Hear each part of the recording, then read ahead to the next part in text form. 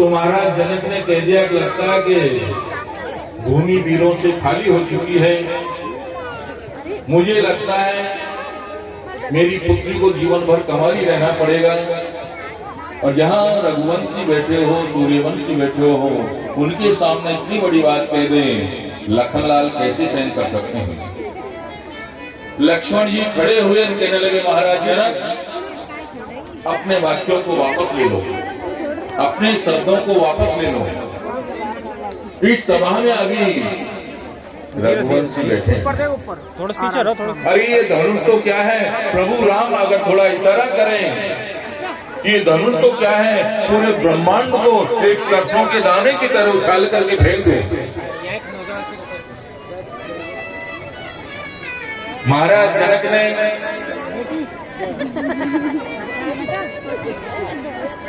लखनलाल से कहा, लखनलाल किसी के मन को ठेस पहुंचाने का हमारा कोई मंतव्य नहीं था,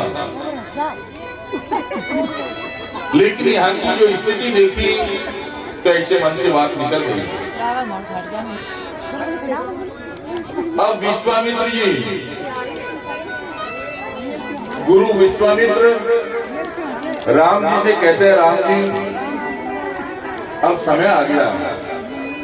अभी तक ये बात थी धनुष के ऊपर केवल प्रकंचा चढ़ानी है, लेकिन आपको प्रकंचा ही नहीं चढ़ानी है, धनुष को तोड़ करके दिखाना है।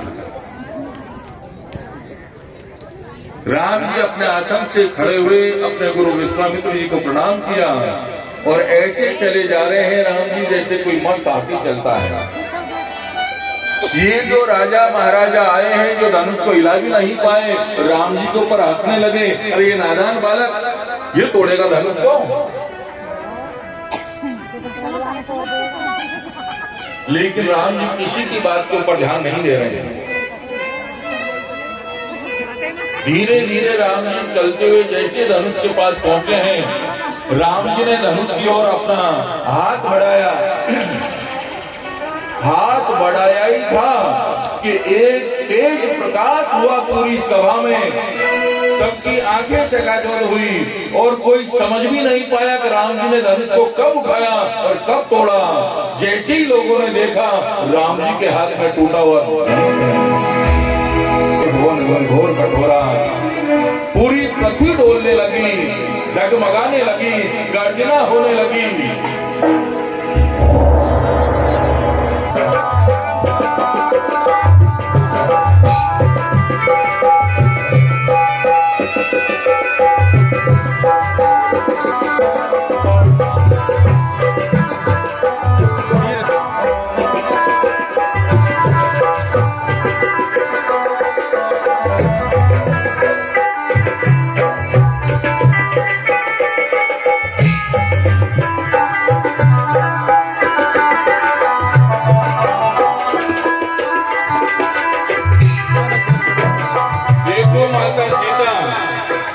हाथ में वरमाला लेकर के जो सभा में आई है, सभी ने अपनी अपनी आंखों की पलकों को पकड़ लिया। ऐसा ना हो जिस समय माता सीता राम जी को वरमाला पहनाए उस समय हमारी पलक झपक जाए और वो दृश्य देखने से चूक जाए। लेकिन राम जी बड़े हैं, सीता जी छोटी है। कुछ मर्यादा, सीता जी ज्यादा ऊंचा हाथ कर नहीं सकती, वहां तक हाथ पहुंचता नहीं है। अब राम जी राजकुमार है, 1.5-2 फुट का तो मुकुट में धारण कर रखा है। ये जो भगवान, ये माता सीता की जो सखियां हैं, ये राम जी से कहने लगी कि राम जी झुक जाओ ना। राम जी ने कहा, सुनो मेरी बात, हम रघुवंशी जो हो रहा है क्या करें। महाराज जनक के पास पहुंची और कहने लगी, महाराज जनक आप राम जी से कह दो राम जी झुक जाएं। महाराज जनक ने कहा, देखो भाई सुनो मेरी बात, राम जी मेरे घर के मेहमान हैं, अतिथि है।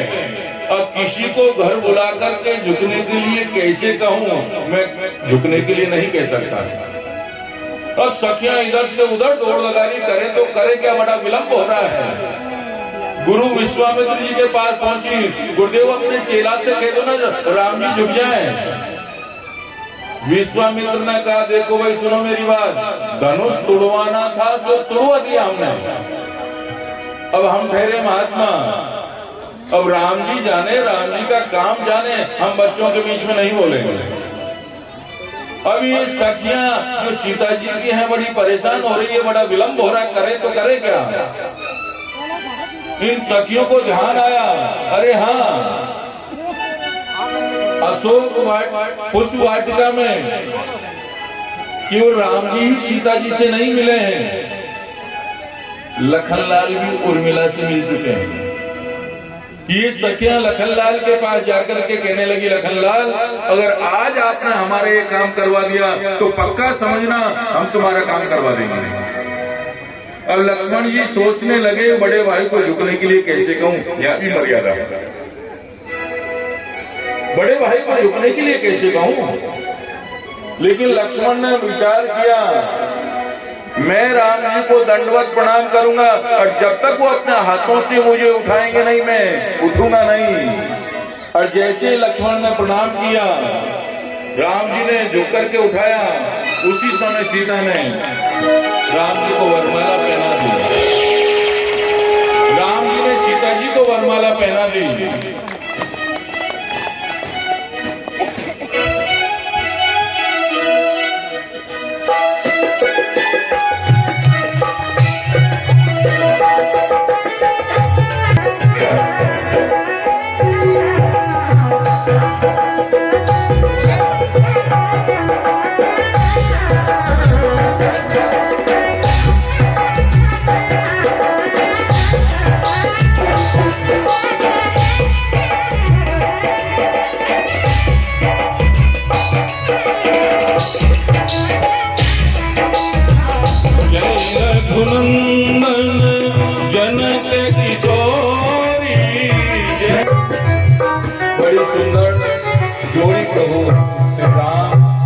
माता सीता की बनी है।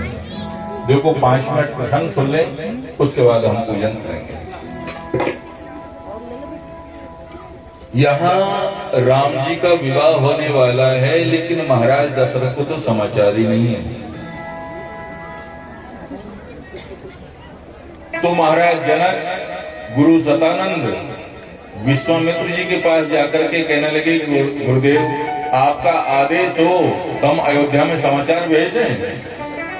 विश्वामित्र जी ने कहा बहुत अच्छा विचार बनाया आपने।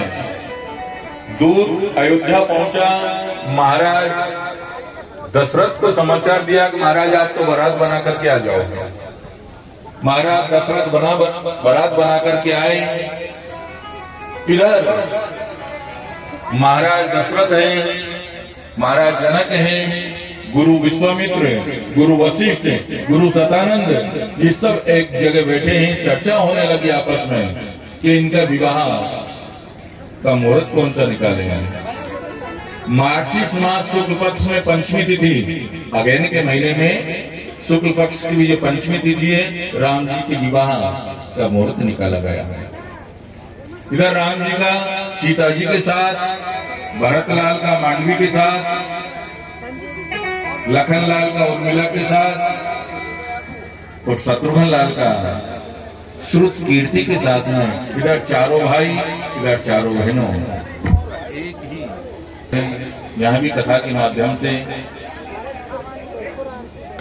जो माता सीता का जो कन्यादान सभी माता बहनें सभी करेंगे। हमारे ये सबसे पहले यहाँ के जो महंत जी हैं महाराज श्री आकर के पूजन करेंगे, उसके बाद सभी माता बहनें सुनाई जाती हैं। ऐसे अगर कोई भरे बाजार में गाली बजे तो कोर्ट कचहरी हो जाए, लेकिन शादी विवाह में उन गालियों का सब आनंद लेते हैं। इधर जनकपुर की जो माताएं हैं, महाराज दशरथ राम जी को सबको गालियां जो सुना रही है, आइए हम गालियों का भी श्रवण करें और एक एक करके पूजन भी करते रहें। तो पूजन के बाद महाराज जनक की ओर से भाई बारातियों का स्वागत भी तो होना चाहिए, कुछ खाने पीने की व्यवस्था भी होना चाहिए। तो हमारे जो कमेटी के सदस्य हैं उन्होंने आप लोगों के लिए व्यवस्था भी की है, चाहे नाश्ते की वो भी हमको मिलेगा पूजन के बाद। नारायणम केशवम श्यामर काला डलड़ा नवरंग गारी श्यामर काला डलड़ा